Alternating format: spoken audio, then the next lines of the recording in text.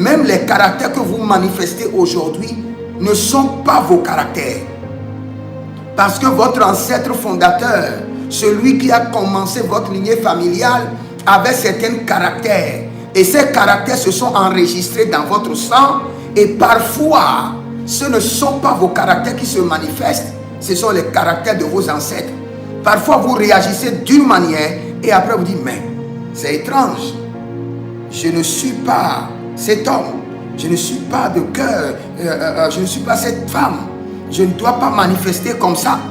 Et vous vous retenez. Vous venez de manifester quoi? Une information ancestrale enregistrée dans votre sang.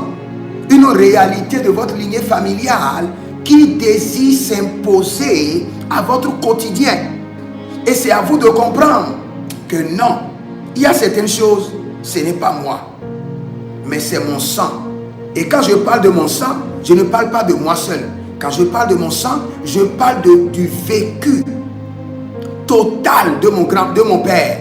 Si mon père a vécu pendant 100 ans, toutes son vécu pendant les 100 ans sont enregistrés dans mon sang.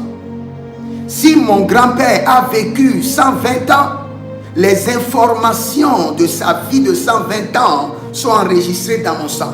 Si mon aïeux grand-père a vécu 150 ans, son vécu des 150 ans sont enregistrés dans mon sang.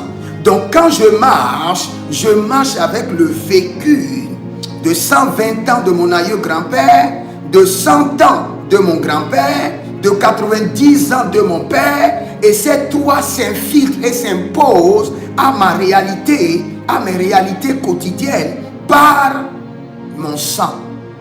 Et dès que je suis conscient, je ferai attention. Parce que la vie dépend du sang. Ta vie, tu ne peux pas dire le contraire. Lévitique 17, 11, Lévitique 17, 14, la vie est dans le sang. C'est le sang qui alimente ta vie.